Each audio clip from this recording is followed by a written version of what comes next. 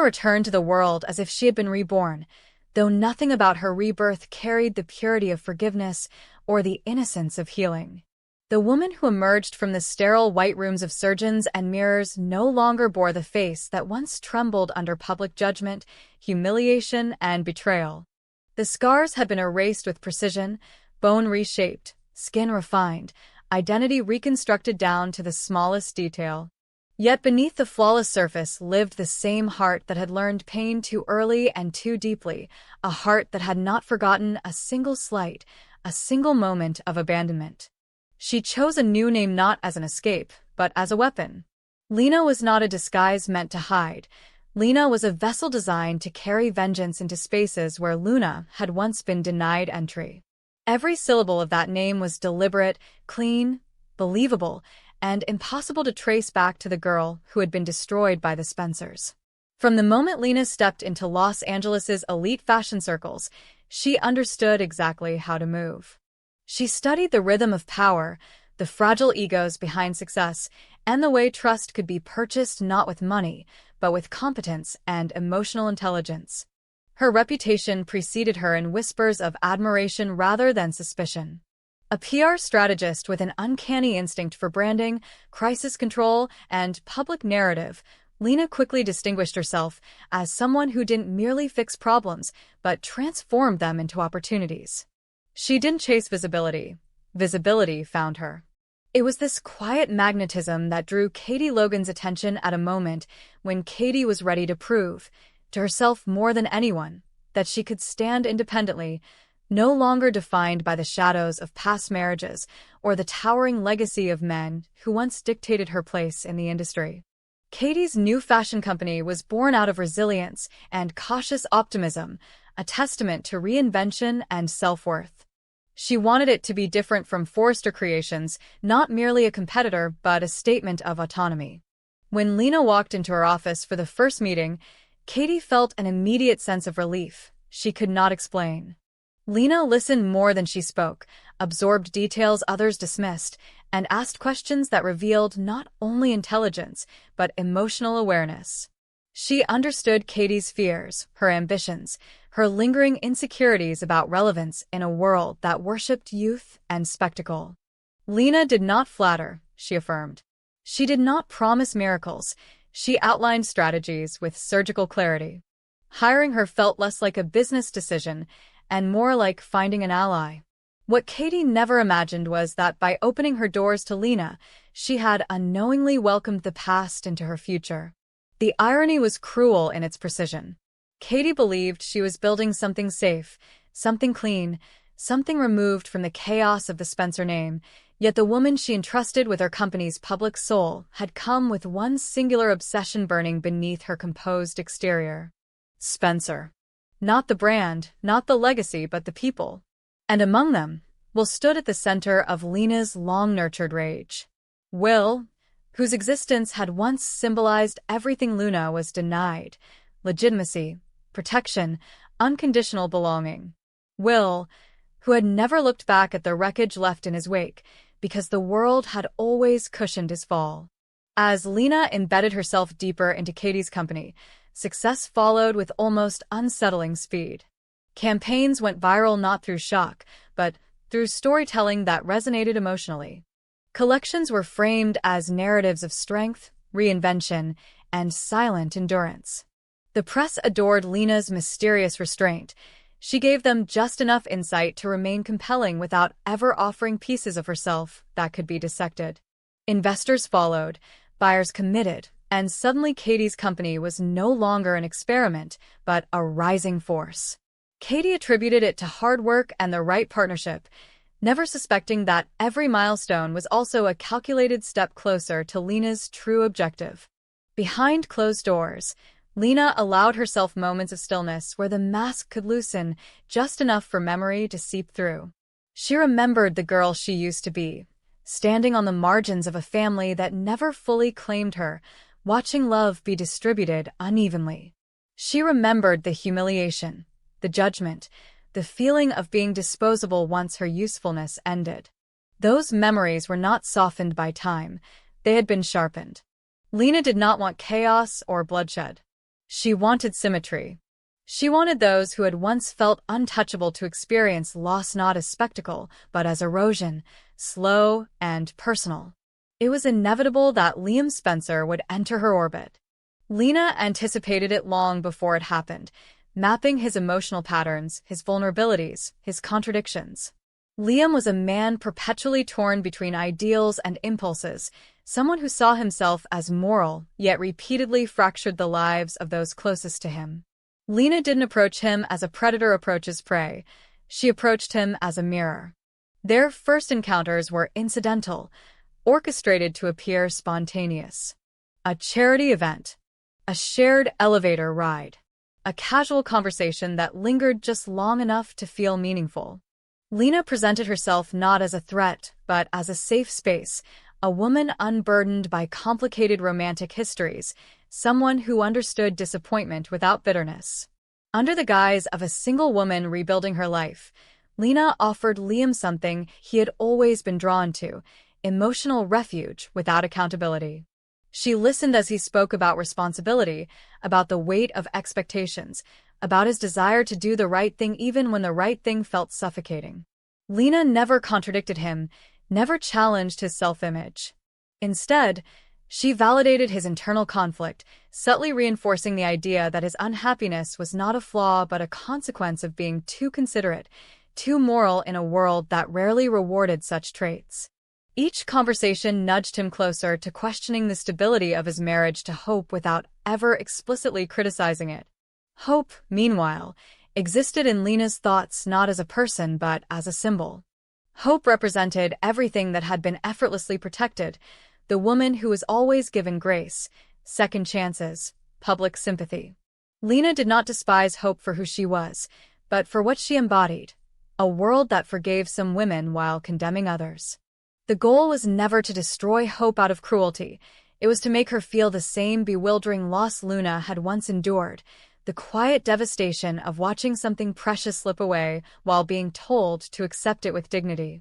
As Lena's presence in Liam's life grew, it remained outwardly innocent. There were no lines crossed, no overt declarations. The danger lay in emotional intimacy, in the shared glances that lingered too long, in the unspoken understanding that formed between two people who felt misunderstood in their respective roles. Lena was meticulous. She knew that the most irreversible betrayals rarely began with physical acts but with emotional displacement. She positioned herself not as an alternative, but as a possibility, a reminder of roads not taken. Katie observed their interactions with a mixture of trust and obliviousness. She saw Lena as a professional, someone who elevated everyone around her through competence and grace. The idea that Lena might harbor ulterior motives never crossed her mind. Katie had spent years navigating overt manipulation. She had learned to recognize obvious threats. Lena was nothing like the villains of her past. She was composed, empathetic, and seemingly uninterested in personal entanglements. Katie mistook restraint for integrity, unaware that restraint was simply part of the strategy. Internally, Lena wrestled with moments of unexpected doubt.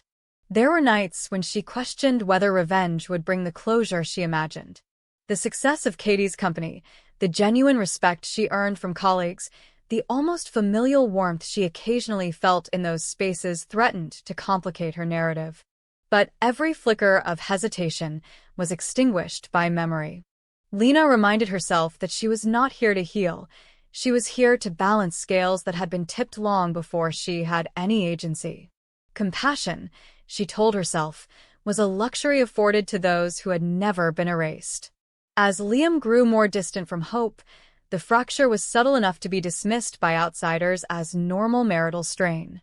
Hope sensed the shift before she could articulate it, feeling an emotional coldness that logic couldn't explain. She blamed stress, work, the natural evolution of a relationship stretched thin by years of compromise. Lena never rushed the process. She allowed space for doubt to grow organically, understanding that the most enduring damage is self-inflicted. When Hope began questioning herself, her choices, her worth, Lena knew the plan was unfolding exactly as intended. The brilliance of Lena's approach lay in its deniability. If exposed, there would be no evidence of malicious intent, no dramatic confrontation that could be traced back to her. She operated within the boundaries of plausible innocence, leaving others to unravel under the weight of their own decisions. Liam would believe he had arrived at his conclusions independently. Hope would internalize the loss as failure. Katie would remain unaware until it was far too late, forced to confront the unbearable truth that she had not only empowered her enemy, but celebrated her success. Lena did not seek applause for what she was doing. Her satisfaction came from precision, from watching structures built on complacency slowly crack.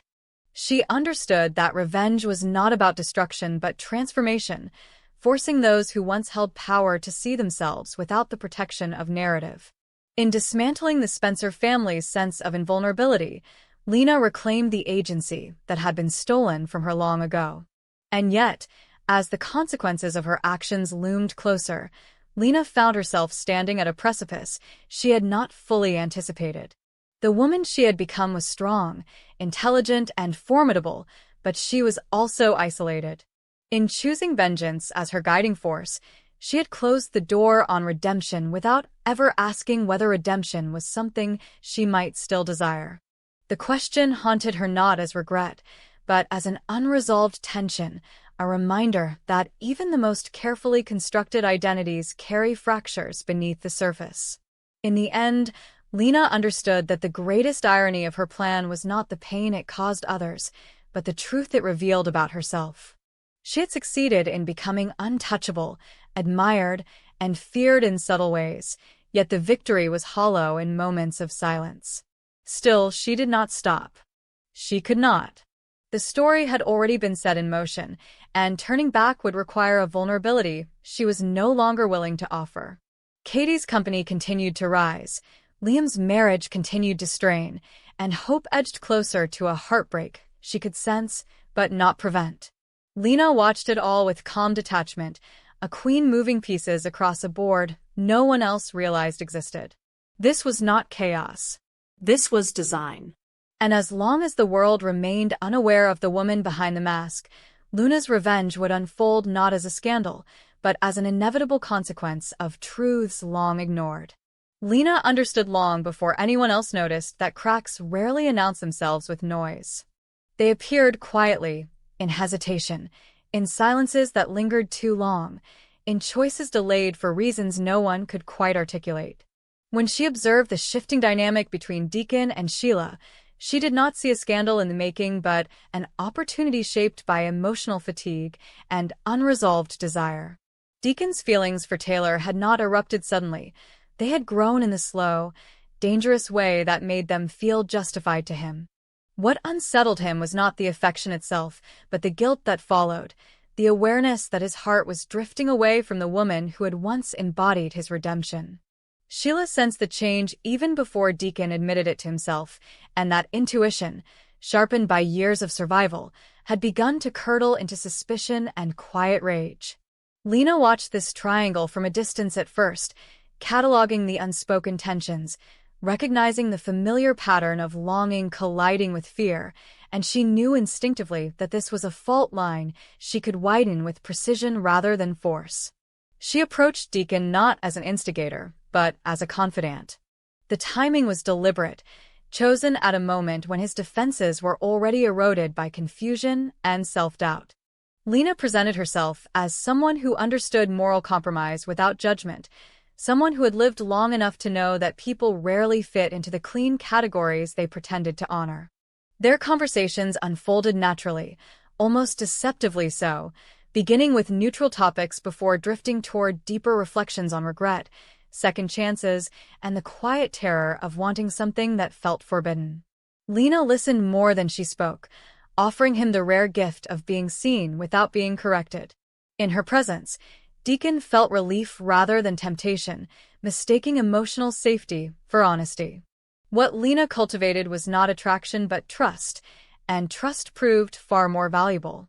Deacon began to speak of Sheila with a weariness that surprised even himself, describing the constant vigilance required to love someone whose past never stayed buried.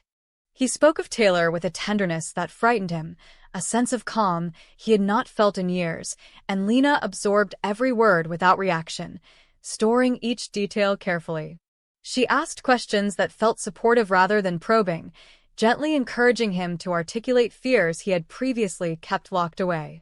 Each revelation served her purpose, providing insight not only into Deacon's vulnerabilities, but into the fragile equilibrium holding Sheila's world together. As Deacon confided in her, Lena subtly reframed his uncertainty as clarity delayed by fear. She never urged him to choose, never positioned herself as an advisor offering solutions.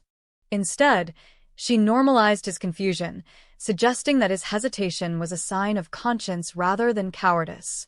In doing so, she planted doubt where loyalty once existed, transforming his internal conflict into a lens through which he began reevaluating Sheila's influence over his life. The brilliance of Lena's manipulation lay in its invisibility. Deacon believed these realizations were his own, emerging organically from self-reflection rather than external influence. Meanwhile, Sheila felt the distance growing between them, a subtle but unmistakable shift in Deacon's energy that reignited old insecurities she had never fully silenced. Sheila had survived too much to ignore instinct, yet even her instincts struggled to identify the source of this new unease.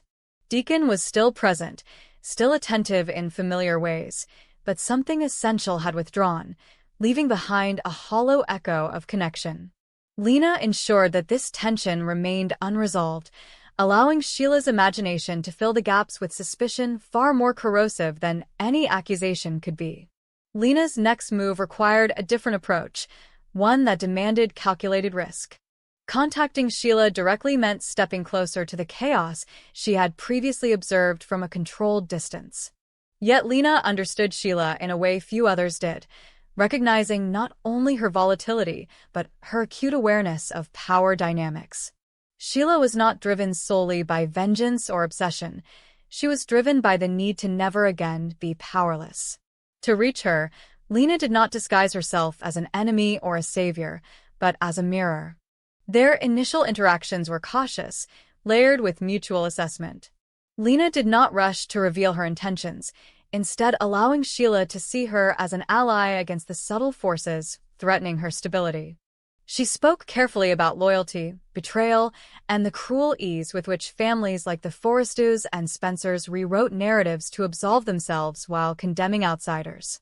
Each word was chosen to resonate with Sheila's lived experiences, reinforcing the idea that they shared a common adversary rather than conflicting agendas.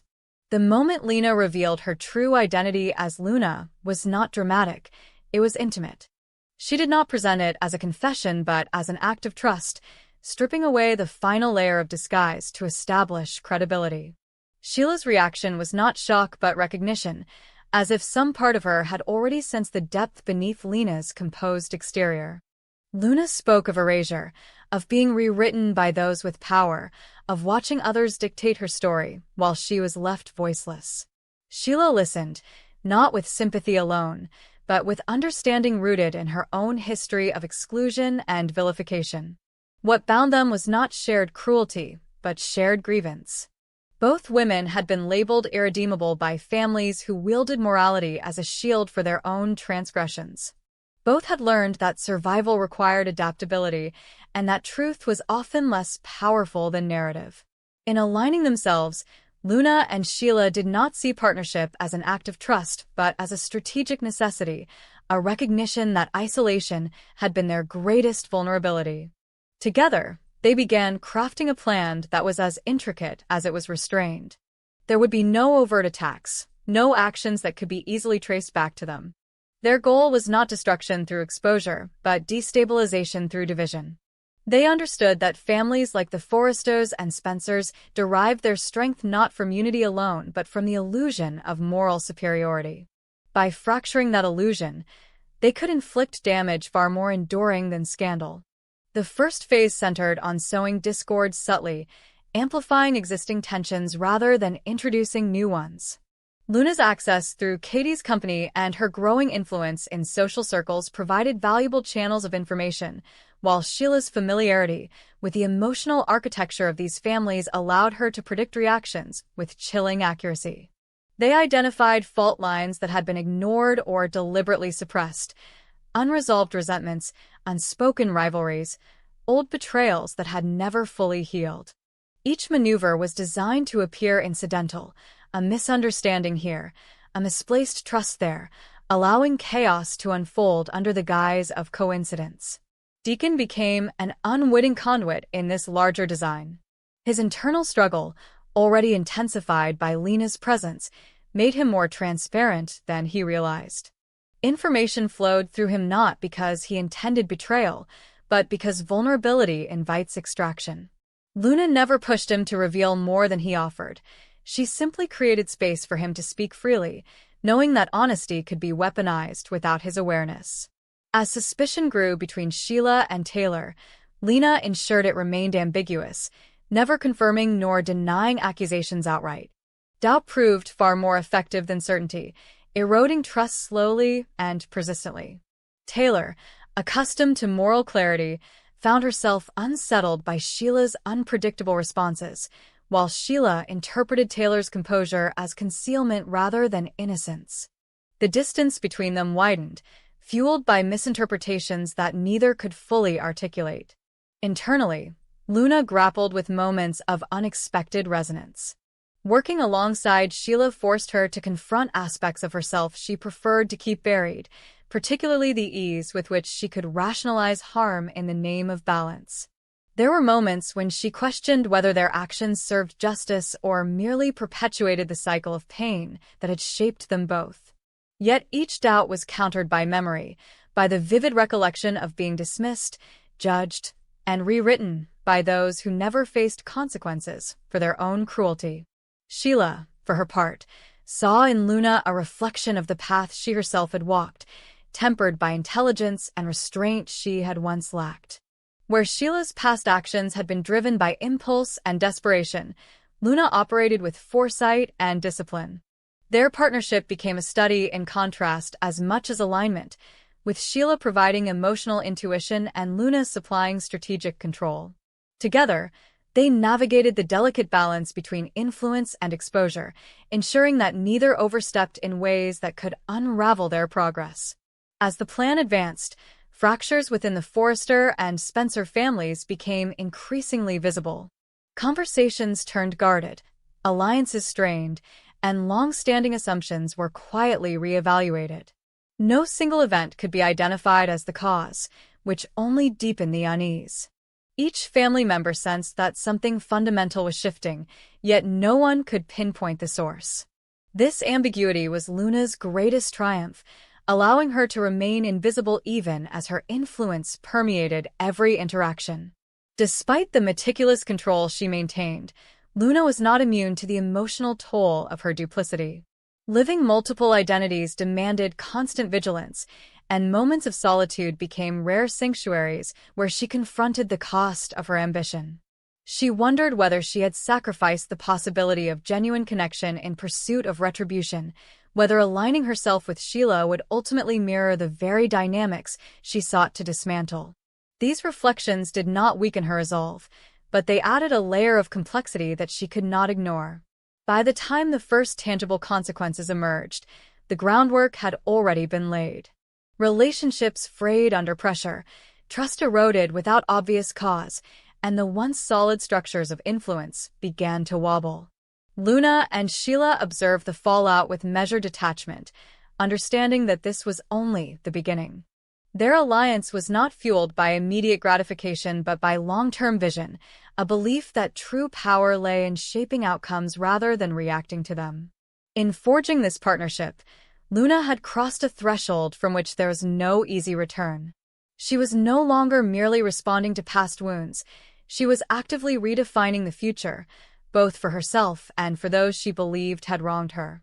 Whether this path would lead to liberation or further entanglement remained uncertain, but uncertainty no longer frightened her. She had learned that control, even when fragile, was preferable to silence.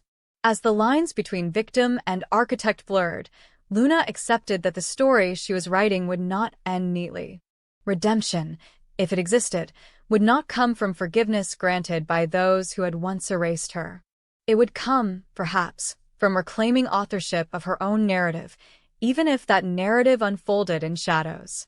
Alongside Sheila, she moved forward with calculated resolve, prepared to dismantle the facades of power that had long gone unchallenged, aware that in doing so she might finally confront the most unsettling truth of all, that vengeance, once embraced, reshapes not only its targets, but the soul of the one who wields it.